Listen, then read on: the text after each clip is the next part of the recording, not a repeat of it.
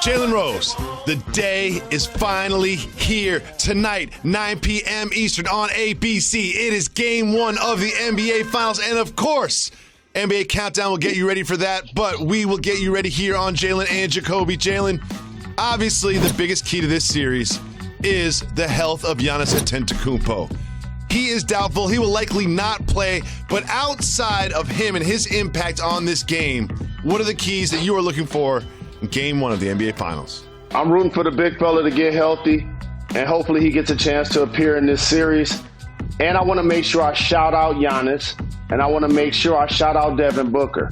You know I'm a really loud voice when it comes to making sure players who get drafted by a team, especially if they're elite all-NBA caliber players, I appreciate when they stay loyal to those situations and they get paid off. This happened for Devin Booker. People were asking for him to be out of Phoenix. This happened for Giannis. People were asking him out of Milwaukee. So for them to both be in the finals is terrific for the league. With that being said, after 16 years, the story is Chris Paul, David Jacoby. That's the story. Just think about it like this. Chris Paul, when he got to the Clippers, they were a lob city. He had to reinvent his reputation because they didn't get it done. He went to Houston with James Harden. Some dubious things happened. They didn't get it done. And like a seasoned veteran, he had to go to Oklahoma City and replay for his value, not only as a player, but as a leader and as a game changer.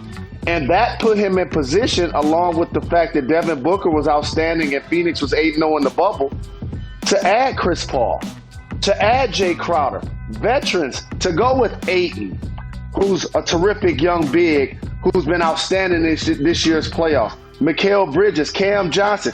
Cameron Payne was out of the league. And the poise and the discipline Chris Paul plays with, not only just the way he closed them out in the fourth quarter with the oohs and ahs and the buckets, but how about keeping his composure when Patrick Beverley lost his, including the push, because that could have became a melee. And we could be talking about all of the people that are suspended for the NBA Finals, not just the fact that Patrick Beverley got suspended for one game. That's a really good point. I don't consider that because I remember people online were talking about how the Suns should have reacted to that, but I love the way the Suns reacted because why waste your time on Pat Bev when you are facing the Bucks in game one tonight at 9 p.m. One of the things that I'll be keying on is something that was very crucial to the Bucks-Hawks series, which is what will the Bucks defense do against the pick and roll? Remember game one, they got torched. Brook Lopez was dropping back, and they weren't switching at all. Over the course of that series, they started switching more and more against Trae Young and his pick and roll. However, when CP3 has the ball and DeAndre Ayton is the roll man, there is a very versatile duo right there. So if you drop back your big, CP3, where is he best shooting from? Oh, that's right, the elbow. You can't give him that shot. And if you switch, then expect DeAndre Ayton to eat on the smaller defenders of the Bucks. And without Giannis, I don't think Giannis is going to play, but even if he does, he won't be 100%. Can they keep Brook Lopez in the game? Do you remember game 5 of the last series against the Hawks? Brook Lopez looked like the best player in the league. He was dunking on everybody. He was cutting. He was not just standing on the outside shooting threes. If you can get that Brook Lopez, that can give him a chance. But can the Suns play him off the floor with the pick and roll? That's what I'm looking at. I think they can. I think they will. And you don't really scrap what you've done. You're in the NBA Finals. And also, Brook Lopez is a 7-footer. His mobility is going to be challenged against some of the best perimeter players we have in the league. Guys like Trae Young are wizards with the ball. So absolutely he's going to struggle. But here's one of the things. DeAndre Ayton and Chris Paul hooking up as an assist combination is one of the tops in the league. CP3 and Devin Booker are also amongst the top 5 in the league at making mid-range buckets. So while the pick and roll against Trae Young is played a lot different because he has an unlimited range. See, he can shoot from the hash mark. He can shoot from half court. You don't really see Chris Paul and Devin Booker doing that as their forte. So for Brook Lopez, I think that allows him to still stay in the game, be a guy that can take Ayton as a roller, but more importantly, play dominant in the paint. Play like a 7-footer. We saw him earlier in his career play with his back to the basket, play mid-range, and be a 20-point scorer. But as the league evolved, players like Brook Lopez evolved, and he started to shoot more threes to spread the floor for Giannis. But they're going to need Bobby Portis, Chris Middleton, Drew Holiday, all of those guys to get points in the paint like they were doing in the previous series to close out. Absolutely. And as we've been leading up to this series, there's been so much time and dissecting all the matchups and looking at the online stats and analytics and reading this stuff. And one matchup that's come to light that's really important in this series, and that is Chris Paul versus the referee Scott Foster. If you cover the league closely, you know that this is a rivalry that is dated back years and years and years. But Chris Paul in playoff games that are officiated by Scott Foster, he is favored in 7 of the 11 games, and he's lost all 11 games. That is not a coincidence. Jalen, do you think that this sort of hype around this matchup will affect the way that the NBA selects when Foster appears in this series? Not at all. You see he's officiated 11 of Chris Paul's games. You see it didn't stop at 4, 5, 6, 7, 8, 9, or 10. Scott Foster has proven to be one of the best at what he does. Chris Paul is clearly a Hall of Famer. And also, Chris Paul, along with being talented and a terrific playmaker, I think what people forget about him that I love, he's also an irritant. Like all of the things that you love about Patrick Beverley, Chris Paul is a lot of those things too.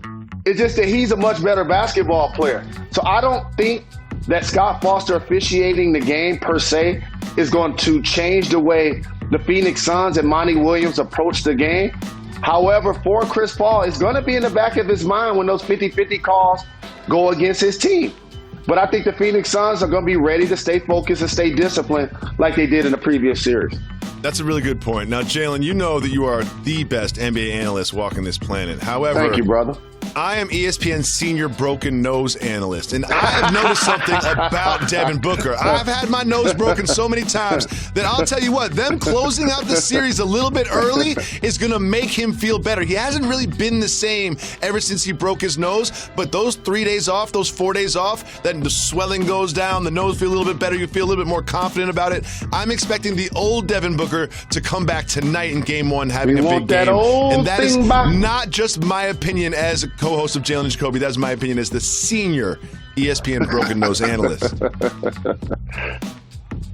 We have a lot more about Game 1 coming, but we're going to turn our attention to international basketball for a second. Luka Doncic and the Slovenians have qualified for the Olympics. Congratulations to them. And Luka said it would mean more to win a gold medal with this Slovenian team than it would to win an NBA championship. What do you think of those remarks? So if you're a die-easy human being like my brother, the handsome David Jacoby, you might not get this.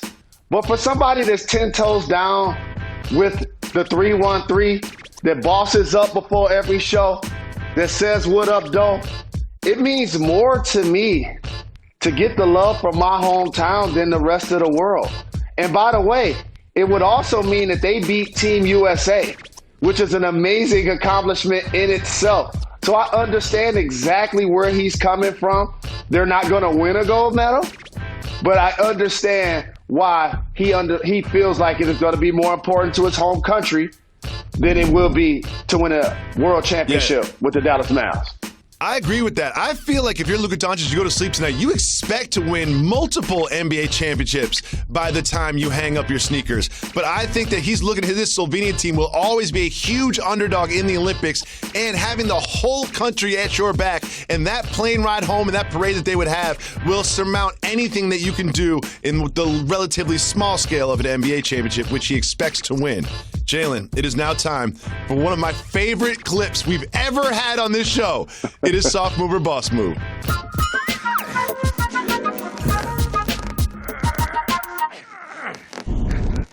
Jalen, this impressive video of Lil Uzi Vert breakdancing is in its own right something to be celebrated, because I don't think there are too many MCs walking the planet today that have that kind of up rock, this kind of floor work. However, this video has nothing to do with the breakdance moves of Lil Uzi Vert. When you watch it again, watch James Harden-Meek Mill in the background.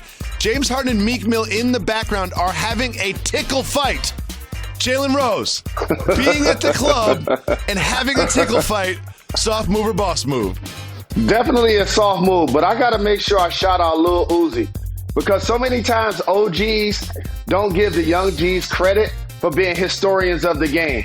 Good and I'm point. pretty sure he's probably one of the only people at his age that is doing an up rock, that is doing a windmill, that are doing flares. Extremely impressive. As somebody who grew up breakdancing and had the little breakers only cardboard and used to keep the zip up so you could be sliding in the hoodie when you do your head spin and your back spin, a little Izod pouch around your waist, and wanted to be like Lee and B Street and powerful pecs and Lil Left and Crush Groove and Turbo and Ozone. That's classic by Lil Uzi Vert. But come on, Meek Mill. Come How on, ticklish is Meek Mill? Y'all How can't be having a ticklish tick is fight. Meek Mill? Y'all can't be having My a man tickle was like fight in the on the club. ground, hunched over. Like, how ticklish is Meek Mill? That's my big takeaway from this. The Meek Mill is an extremely ticklish human being. Everyone's got their thing. One word. Number one, that's what happens when you're extremely rich. You're just laughing for no reason. They're just rich, Jacoby. They're laughing for no reason. The second thing, medicinal. You're also laughing for no reason. Well, Aaron Rodgers doesn't want to play for the Packers, but he is still laughing for no reason. He told us about his offseason. Look at this man. He ain't worried about He's football. living his best life. We'll be back right after this. You're watching J&J. He's sucking that tummy in, ain't he? The first few rounds of the playoffs are fun, but this is what we've all been waiting for, the finals. DraftKings is putting you at the center court with free-to-play pools every day of the basketball playoffs, offering players a free shot at up to $10,000 in total prizes. That's up to $10,000 in total prizes up for grabs each day. The best part is it's free to play. DraftKings free-to-play pools are easy to enter. Just download the DraftKings app, go to pools, and choose from a wide variety of free contests for an opportunity to win cash prizes. All you have to do is answer a handful of questions around what you think is going to happen during that day's basketball games. Track your results throughout the evening. Questions will range from which team will hit the most threes to which team will score first. DraftKings is safe, secure, and reliable, so you can deposit and withdraw your money at your convenience. Download the top-rated DraftKings app now and use the promo code Jacoby when you sign up to get your free shot at up to $10,000 in total prizes every day of the playoffs. Head to DraftKings Pools page and get your shot at huge cash prizes. That's promo code Jacoby for a limited time only at DraftKings. Eligibility restrictions apply. See DraftKings.com for full details. As Red Robin's voiceover artist, I'm here to explain Bottomless. How do I get across free refills on fries and drinks? Well, here goes. Bottomless at Red Robin means free unlimited refills on the fries and sides that come with every burger or entree. That means free refills on steak fries, sweet potato fries, Yukon kettle chips, garlic fries, broccoli, side salad, soft drinks, iced teas, freckled lemonades, and even root beer floats. Offer doesn't expire until your appetite does. Whew, nailed it. Red Robin. Yum.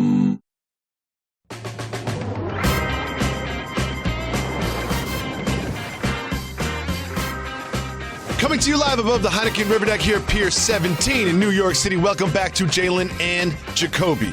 Jalen Anthony Rose. What up, Aaron Doc? Rodgers spoke out about his offseason. Do you know what he had to say? He said, I was doing what's best for me. I was doing what's best for me mentally, getting my mental health game right, and he made no mention of whether or not he was going to come back. What do you think about him enjoying his time in Hawaii, getting his mentals right? He's an adult. He's been working for that company for over 15 years, and he has no guaranteed money left on his contract. So I'm at where I'm at.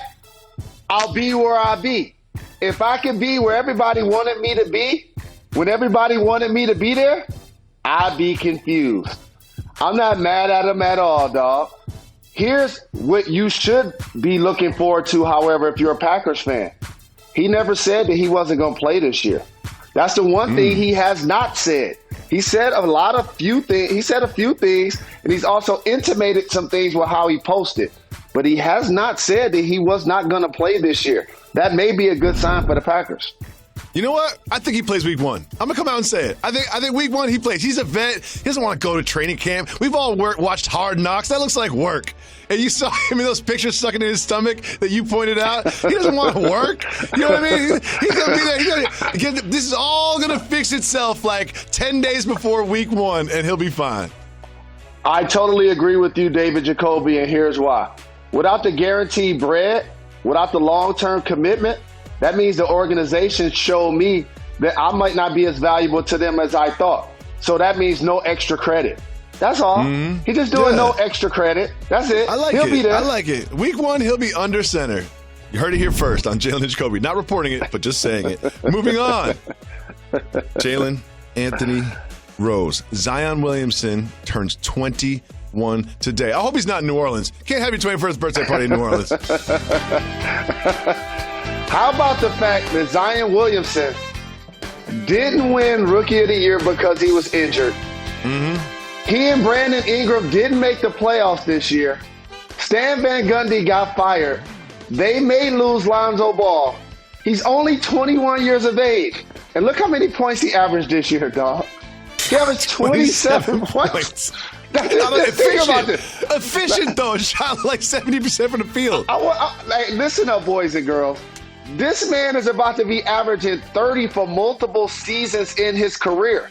And you don't see him as a shooter because he's not. You don't see him as what we consider a scorer. He's not. But you know what he is? A freak athlete with a great handle. And he's a bowling ball out there. Look at him. He's a bowling ball out there. Terrific handle for his size. But here's what I'm waiting to see. How they're going to fit somebody alongside him and B.I. That's the one thing. A lot of this footage is Zion playing the 5, which means B.I. is playing the 4. That's a disconnect with all of those great bigs in the West. But Zion, terrific young player. Congratulations. Happy 21st birthday. Zion is something that we've never seen before, and so is Shohei Ohtanis, who was voted into the All-Star game, but he did something that no one has ever done before. What is that? Not only is he going to – this is crazy. He made the All-Star game as a pitcher and as a hitter.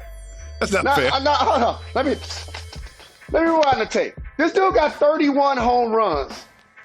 31 home runs. Some of the all-time greats that have had at least 30 home runs are guys like Barry Bonds, going into All-Star break. Barry Bonds, Mark McGwire, Sammy Sosa, Ken Griffey Jr. This guy is incredible. I'm telling you, Jacoby, I cannot wait to go see him play. I'm going to be at the Tiger game like Aaron Rodgers. I'm going to be having my shirt off, but I ain't going to be sucking in my stomach. I'm going to let mine stick out. Let it hang over. Let it hang over the seat in front of you. Let it hang over the seat in front of you. It's just all those legendary hitters that you name. How many of them also made it as a pitcher? Absolutely none. This is something we've never seen before. Nobody. I love what Shohei Ohtanis is doing. Shohei Ohtanis is doing something very important for Major League Baseball. He's bringing in the casual fans. He is that type of phenomenon. Jalen Rose. Summer camp, they always have the campers counselors game. I've been in many of them over the course of my summer camp career. But check out this summer camp counselor giving the kids buckets. What do you think about this? I'm not mad at him at all. That's how you, and he's versatile with it. He ain't just like using his size and his strength over them. He hitting J's, he doing dunks, he making threes. Hold up. Go ahead. Shorts are too short, though, Jay. Come on. As a member of the Fab Five, the shorts are too short. I remember multiple times I got a chance to participate against camp counselors. One was when Isaiah was giving his camp. And I'll never forget, I scored on Mark McGwire, and I started talking trash. Then he called, hey, dog, this dude got game. Hey, Mark McGwire, I started talking trash to him, and he turned around, and he faced up, and he tried to knock the teeth out of my mouth. He literally elbowed me straight in the face and everything. I was like, yo, it was crazy. That's when players will start wearing those zebra print pants and those tight print pants. Shout out to the OG big draws, Mark McGwire. Shout out to Mark McGwire. Did not know his nickname was Big Mark Draws, McGwire. But that's making me love him even more. Yeah, post game, big draws. You know what I'm saying? He's like 6'6", 6'7". You know what I'm saying? Once he got you on his backside, it was over. He put you on his hip. He get buckets. Look up Mark McGwire, ladies and gentlemen. You picked the wrong camp counselor to talk trash to. When we come back, we have one of the best stories that you will ever here, and it comes from Seth Rogen, so you know it is good. And Stanley Cup Finals wrap-up. You're watching Jalen and Jacoby. Stay tuned.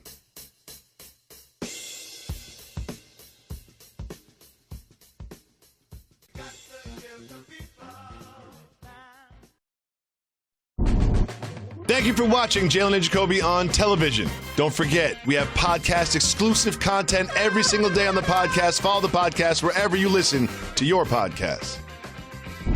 Welcome back to Jalen and Jacoby. Jalen, Seth Rogen told a story where Paul Rudd watched him go into a suite to get a massage. What did Paul Rudd do? He convinced the masseuse to switch with him, so Paul Rudd ended up giving the massage to Seth Rogen, and he did not notice. Love this prank. What do you think? You taught me that I could be mean if I was funny. And this is funny, but it's hyperbole. This is cap. I don't believe that this actually happened without him recognizing. This is something I would probably try to do to you, except I know that you would know the difference between the original person massaging you and my hands massaging you. I think Paul Rudd might just be an excellent masseuse. That's what I learned from this. Paul Rudd has very supple hands, and he is an excellent masseuse. Did not know that before this story. Jalen, we have some news in the NHL. The Stanley Cup Finals will go to a Game 5. The mayor of Tampa Bay said that perhaps the Lightning should lose Game 4 so they can celebrate in their home arena. Jalen, did the mayor just curse the Stanley Cup Finals? It don't work like that, Mayor. Especially in hockey. A 3-1 lead by no means is safe. You got to find a way to close it out by all means ASAP if you can. Jalen, 9 o'clock tonight on ABC, Game 1 of the NBA Finals. Very quickly, I got Suns in 6. Who you got? Wow, I like that pick. I roll with that. Suns in 6. I'm not mad at that at all. I'm happy for CP3, ready to see D-Book ball. Salute. Goodyear knows when the season starts heating up, so do the possibilities. Playoff hopefuls are beginning to emerge, and contenders are solidifying their position. From here on out, every game is a chance to create momentum, to make the right pass, the right move, to hit the perfect shot. It takes momentum to build up to the moment, but it takes everything to capture it. Goodyear, more driven. We always say we give the people what they want. Part of that is the podcast exclusive content that we make sure we give our podcast listeners, our favorite type of people that consume Jalen and Jacoby content. Jalen, I just told you at the end of the show, sprung it on you. I've got Suns in 6 in this series. Suns in 6, and I feel confident about it. Confident about it. How you feel? I'm not mad at that at all.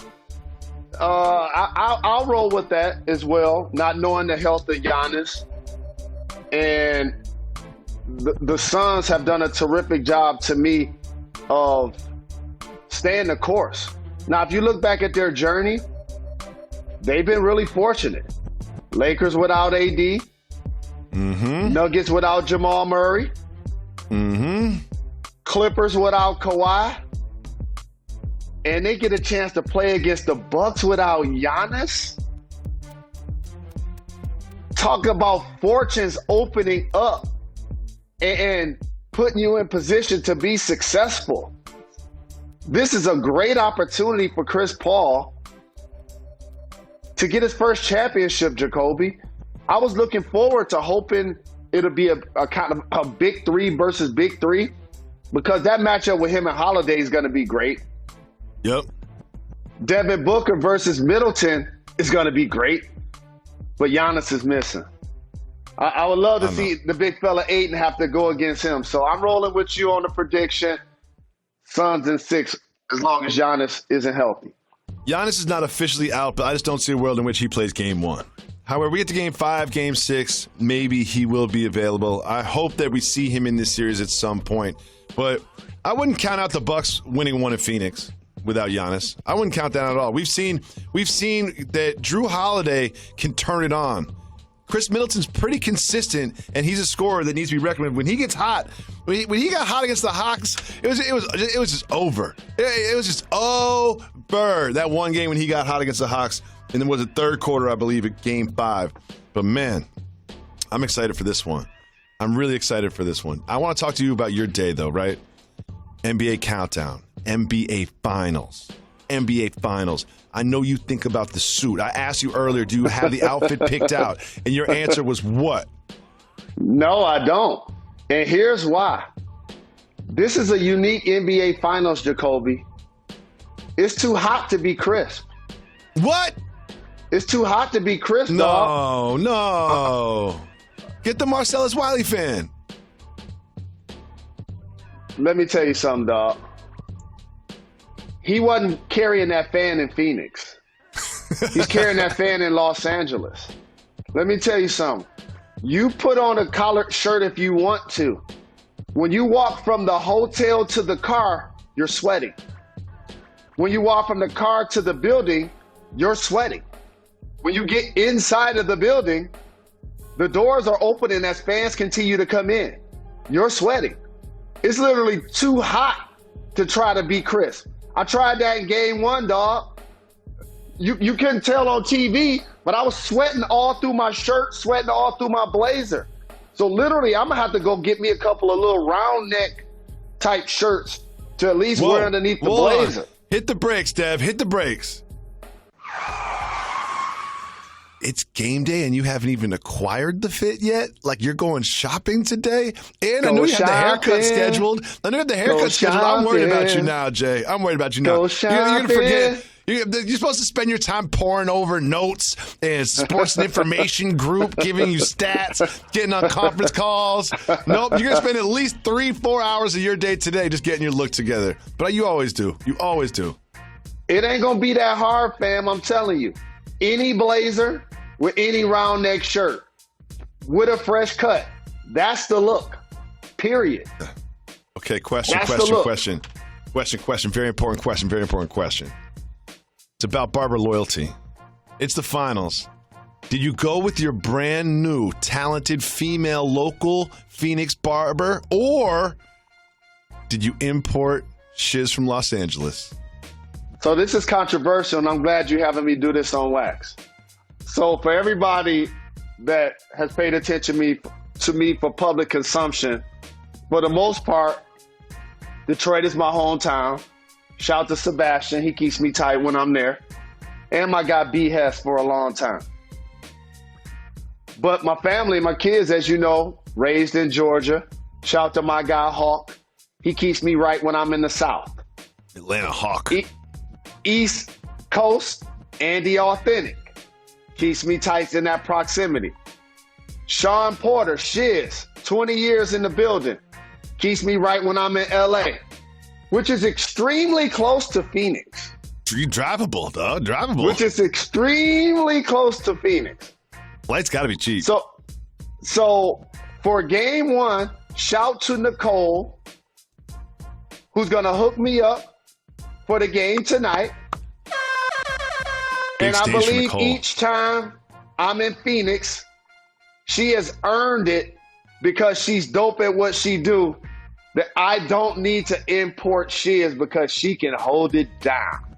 No disrespect to Shiz, but listen, I just want Nicole. This is the biggest day of Nicole's career. You know what I mean? This is her game. This is her Chris Paul NBA Finals Game 1 moment. I'm sure she thought about it last night when she was lying in bed. She's looking at pictures of you, the last cut. And I'm sure that she is going to perform on this stage. I look forward to watching you perform on your stage at 8 p.m. as well. There was some news in the NBA we couldn't get to. Nate McMillan, no surprise. You'll never believe this, but Nate McMillan is no longer the interim coach with the Hawks. He got a 4-year deal. What do you think about this development? No surprises. They basically had the best record in the league since he took over as the head coach. And if you look back at the day he got hired, watch our show. I specifically said, it's a great thing for Nate McMillan that he got hired by the Hawks. But the hourglass is ticking if you're Lloyd Pierce. Mm-hmm. Everybody within league circles knew that Nate McMillan would be in position to get that job if they struggled. And once he got the job and Bogdanovich came back and Red Velvet continued to improve his game, you had some productivity on the wing even without Hunter and without Reddish. Gallo played some good minutes for him to get them through the regular season. And so their season ultimately was defined by Trae Young and how he was getting his points. He's always been a terrific scoring and assist player. But he found ways to keep his turnovers down and keep his teammates engaged and try to compete defensively. And when you do that, you earn the trust and the respect of your teammates. And also, you know it's your season when Clint Capella making shots over the backboard. Like, you know it's your season. Right? All right. Come on now. You know it's a magical season when stuff like that happening. So shout out to the Atlanta Hawks. Shout out to my brother Grant Hill, who's a part of their ownership group. As you know, I go to a lot of Hawks games. I go to a lot of Pistons games, go to a lot of sporting events. And me and him talk a lot about this team. And you remember when the start of the season came, I told you that the Hawks was going to ball this year. Yeah, you did. It didn't start that way. Did not start that way. Did not. The first 20 games didn't look like that premonition was going to come to fruition, but it did. And so I'm happy for the Hawks. I'm happy for Mac-10. And here's also what I'm happy for.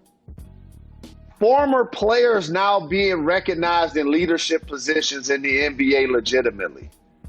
Look around the league. Chauncey Billups, Ime Udoka, Monty Williams has his team in the finals. Jason Kidd, who just got hired by the Dallas Mavs. And so, James Jones. Don't forget James Jones, the architect of the Phoenix Suns roster. Absolutely. And even Rick Carlisle's a former player, by the way. And so what does that mean, right? What does that mean? So many times Jacoby will walk into an office and people will say he has no experience. Let me say this properly. There's no more on-job experience than playing. There's no more on-job. If a team has said, hey, let's try to stop Jacoby. Hey, you know what? When Jacoby gets the ball and he runs his pick and roll, let's do this. If somebody said that about you before, and by the way, you don't make it to the NBA unless that's been said about you in high school, college, and in the league. If that's been said about you, that means not only are you a performer, you're required to be a student. And the one thing you get as a player is to play for multiple coaches, to play with multiple teammates, to be in multiple situations. The last 2 minutes of the game, the first 2 minutes of the game. You understand what it's like getting a rookie call go against you. You understand what it's like to have a veteran call go your way. But here's the thing that people are now paying attention to and learning. In theory, not to dismiss the job of a coach, because shout out to Coach Budenholzer, who did a terrific job with this Milwaukee Bucks team. So I'm not summarily dismissing the job of Tom Thibodeau, who didn't play in the league. But what I am saying is, correct, expose my guy. He's my fantasy coach. But here's what I want to make sure I acknowledge. Players 7 through, in this year, 17, because you were able to have 17 roster spots. Those are the players you're coaching. So if you're Nate McMillan, right? Those are the guys on your roster that you're coaching. DeAndre Hunter, Cam Reddish. Like, you're coaching those guys. You're managing Trae Young. That's a partnership. Interesting. You see what I mean? And the ability to communicate with players now has become more important than with somebody writing on a clipboard. You remember we used to pay attention and everybody used to wonder, like, what's on the clipboard? Like, what play are they drawing up? Now when you watch the NBA, they're not, in theory, running plays. They're running actions. Mm-hmm. When you're watching the game, they're running actions. When Chris Paul or Devin Booker come across half court, that's an action that the defense is going to dictate who gets the shot ultimately. I think a great example of what you're trying to say is another former player that you didn't mention, whose first year on the job was very successful, Steve Nash. You don't see Steve Nash. I don't see James Harden looking over at Steve Nash, getting a number from him, and then telling the rest of the team what they're going to run. You know what I mean? When you see Steve Nash on the sideline, he's got his arms crossed. He might call timeout from time to time, but you don't see him like barking at the point guard before the possession like I'm used to seeing in like the 90s. Also, and again, not to dismiss the role of that barking coach. That's just his personality. Monty Williams, that's just his personality. Tyronn Lue, that's just his personality is to be up and constantly working the refs and constantly have elbow grease, as I like to call it, into each possession. Monty Williams is more of a tactician. He'll sit back, he'll massage the situation. And so what they're doing, though, to your point, they're managing the game, but they're also managing the relationships of the players that they have on the floor and trusting them to make the play. Because the point I'm trying to make to you is a lot of times the defense dictate who gets the shot, not the play that you run. So many times we think that we got this genius play that we're about to run to get Michael Jordan a shot, right? So genius. We're going to do cross pick, down pick, side pick. We're going to do all of this amazing stuff to get Jordan a shot, right? And then all of a sudden he just gets the ball, isolate, jab, jab, jab, and shoot the ball. Oh, they're going to double team him? All right, here you go, Steve Kerr. Those are actions. And so players have a distinct advantage here. Not only are you able to communicate, but you're able to communicate in their voice. See, the people that listen to this podcast for 10 years, you pay attention, Jacoby, when people say, I watched the show or I listened to the show. I've heard you say this so many times. This is what I mean. I can be the smartest person on earth, but if I'm speaking Chinese to the audience, it don't matter how smart I am.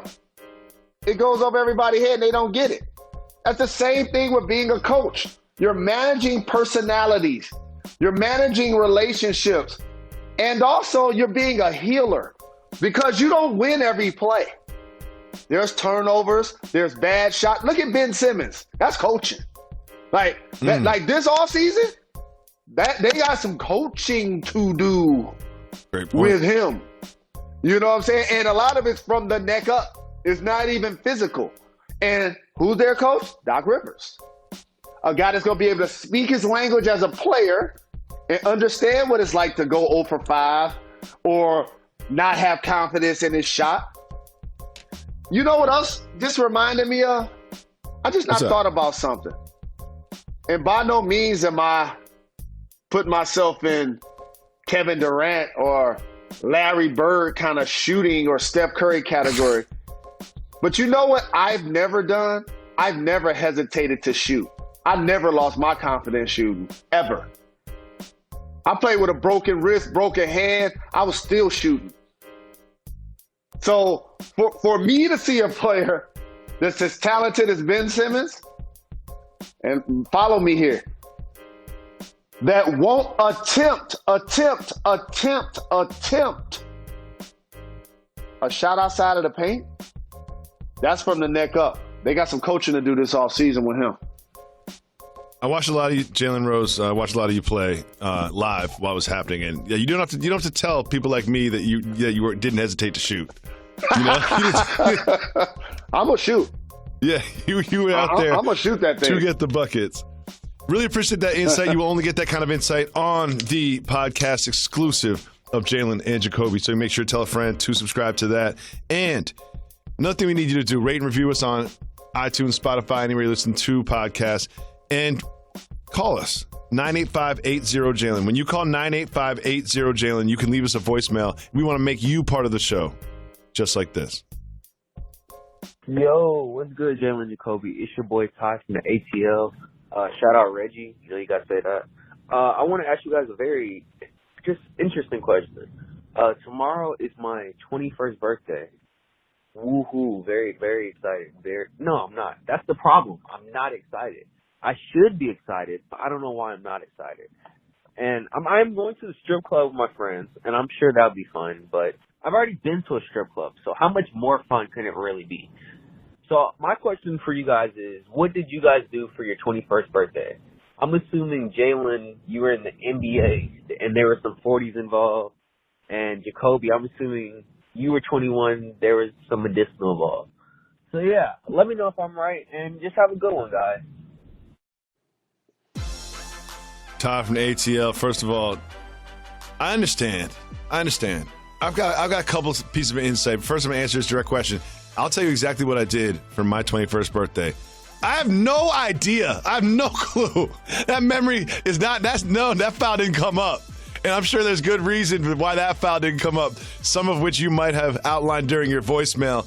But I will say this about 21st birthday. It's kind of like New Year's Eve or a first date. There's just too much expectations and pressure put on it.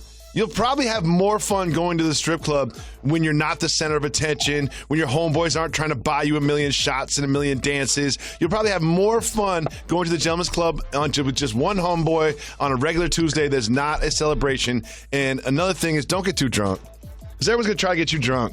You can't accept every shot. You can't be Jalen Rose and take too many shots. You got to be Ben Simmons and not take that many shots.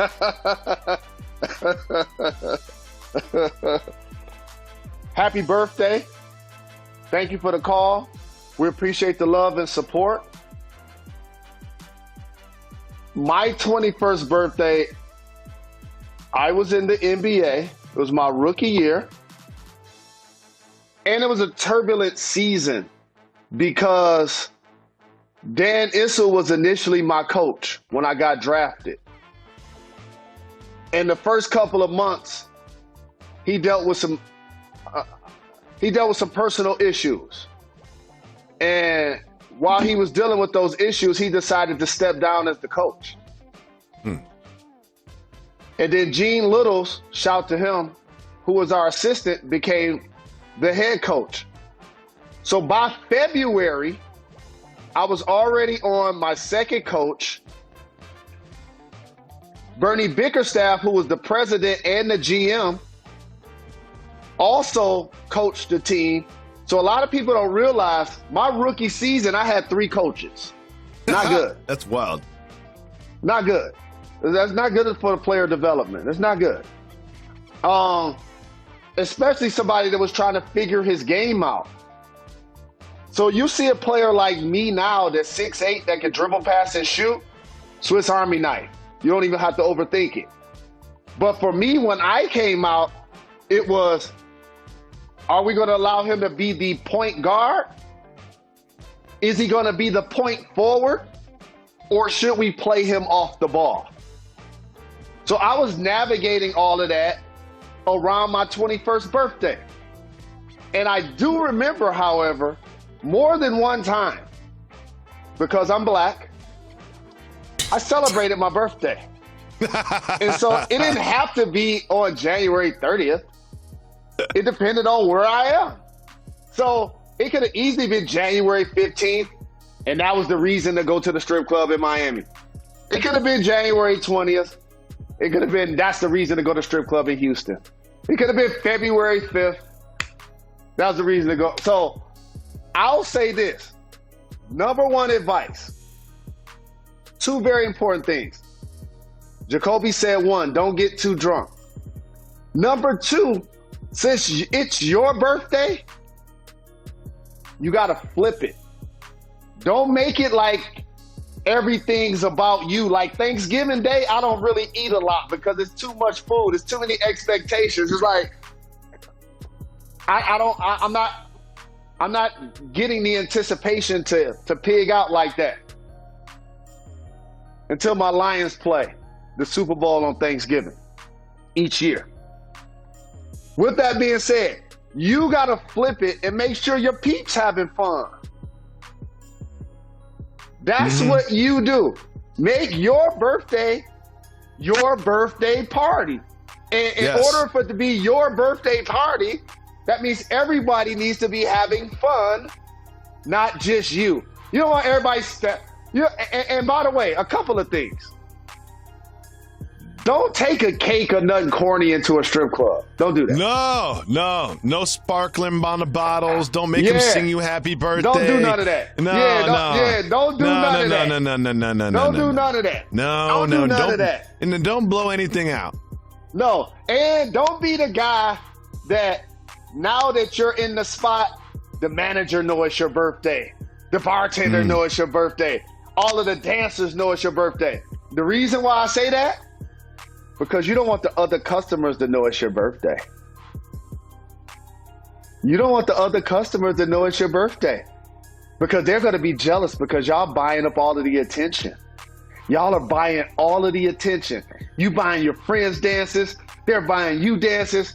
And you're going to celebrate and have an amazing time. Let us know how it goes. You go to Applebee's, you tell them it's your birthday, they give you a free dessert. You go to a strip club, you tell them your birthday, they charge you an extra $1,000. That's just how it works. That's how it works. You go to Chili's, you tell them it's your birthday. Go ahead. They'll come out with some churros or something, right? You tell them at the strip club, they'll say, "Oh, how many bottles do you want, sir? How many bottles do you want? It's your birthday. You should celebrate." Hey, you can go in this room for 30 minutes and pay $500. And you go, well, why would I go into a room and leave my 10 friends? Yeah, for 30 minutes during my birthday for $500. $60 a minute. $1 a second. Nope, my math is wrong, but who cares? Happy birthday, bud. Again, I was going to say one more time. Don't get too drunk. Don't get too drunk. But you know what? Maybe you can look at this on the calendar, Jacoby. I think I recall actually like literally something that happened around my 21st birthday. I got a DNP. I got one DNP my rookie year. It was in Miami, as a matter of fact, I believe. I'll find it. And that was right before Dan Issel stepped down. He gave me a DNP. I think I was in Miami, and I believe it was around my birthday. Because I remember celebrating even though I got a DNP to try to keep my self-esteem and to try to keep my you got 7 minutes one game. There's 3 minutes one game. Oh, that's what it was. Got it. I don't see a DNP. I see 7 minutes around your birthday. On the 27th, I see 7 minutes. Yeah. I speak facts, dog. Your boy, this is 10 years in the game. Hey, dog. I mean, that's a million years ago. I'm just trying to say I played a lot of NBA. Come on, dog. Are you serious? Yeah. I played 1,000 NBA games, man. I remember that, right? 7 minutes is, you're usually getting about 20 or 25, and then 7 it is an outlier when you look at Basketball Reference. Well, I'm not going to throw any shots or shade at Dan Issel because he was dealing with some personal issues, but I do remember that. And I had a great time in Miami because I was fresh. I ain't playing. Good for you. You got a lot of energy. You know what? I got advice for this gentleman. I think his name is Tom or Todd. I'm sorry, I couldn't hear it that well. Here's what I did on my wedding night. My wedding night, like, I didn't drink leading up to the wedding. I think it's always weird when people do that. People want to, like, give you shots and stuff. All your homeboys are like, oh, it's your wedding. Let's take the nerves off and give you some shots. Like, no, dog. I'm gonna be sober. I'm basically signing a contract. Like, I'll be good. I'm gonna be sober for this. And then I was in first gear with the consumption for hours. You know what I mean? You got to slow play it, and then you sprint to the finish. That's my advice there, is you jog the first 20, 22 miles of the marathon, and then sprint the final 4. That would be my advice. Jacoby, you're going to appreciate. What's that? Go ahead. You're going to appreciate my 4th of July weekend. All I got to tell you guys. We got recaps? I was in an undisclosed location, and I got a chance to hang out with a few of my favorite people. Yes. Shout out to my godfather, John McClain, one of the co-founders of Interscope Records. He oversees the legacy of Michael Jackson. Who? And Marvin Gaye. Who? John McClain, my godfather. Got a chance to spend time with him. Toes in the sand, sleep, fall asleep, wake up, all of that. And you know he got chefs on chefs on chefs bringing food. You know what I did? No, I'm cooking. Whoa. I'm cooking. Oh. I'm about to stand in this kitchen and cook. You know what I'm saying? Like John has had a couple of strokes over the past 15 years, and his mobility is improving a lot. And he does so much for so many people. I was sitting right there when Snoop Call was trying to get in Marvin's room. I was sitting right there. Do so much for so many people. You know who else came by? Uncle Denzel. Uncle Denzel? Yeah, Uncle Denzel. Uncle Denzel? You know, yeah, got a chance to chop it up with the legend, D. You know, about life. You know, about the game. And remember, his son's name is John David. He named him after his good friend and brother from another, John McClain. That's who his son is named after. Big no shout question. To JD. Blew up. I also got a chance to hang out with one of my great friends who happens to be the owner of the Pistons, Tom Gores. Got a chance to hang out with him, have a couple of adult beverages, talk about the Pistons' #1 overall pick, eat good, chefs on chefs on chefs on chefs. So like for so much food, it just like I walked to it was just smoking. I just let the smoke get in my face, just fog up my glasses. So much smoke. And last, and I'm talking about smoke from the grill for anybody's want to misconstrue what I'm saying. Last but not least, I got a chance to hang out with the founder of this show, William H. Simmons. William H. Simmons. I got a chance to hang out with my brother, his family, his wife. It was so dope to catch up with our guy. Shout to Carrie. Shout to Ben and Zoe. No doubt. No. See, what people don't know is Bill Simmons is the 4th funniest person in his family. He's the 4th funniest person in his family. I was just about to say this. Yeah. Carrie is so much cooler than you, Bill, and you know it. Not even close. You know it. I know it. We know it. And so that was my 4th of July weekend in a nutshell.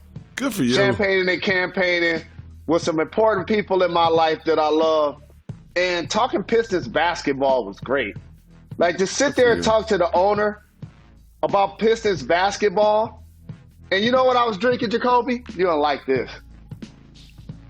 If I'm telling a guy on his birthday, don't get too full at a strip club, you know my drinking is an idol when I'm with the owner of the team, dog. I'll take an ice cold iced tea, please, with some lemon slices. I'm an idol. Yeah. I had one double glass of rosé. Just nice cold. Over 2 hours. Yeah. Nice double glass. I wanted him to see that I wasn't drinking it. Would you like some more, Mr. Rose? No, thank you. No, I'm good. No, thank you. I'm straight. I'm no, straight. thank you. Yeah. But some tells me when you go to the Podfather's house, you don't have to be an idol. Not at the Podfather's house. It's family. That's family. That's family. Oh, you're the best. Appreciate you taking us behind the curtain on all things. Game 1 is tonight. We'll be back tomorrow to talk about it right here on our exclusive podcast. Why is that, Jalen Anthony Rose? We're not done.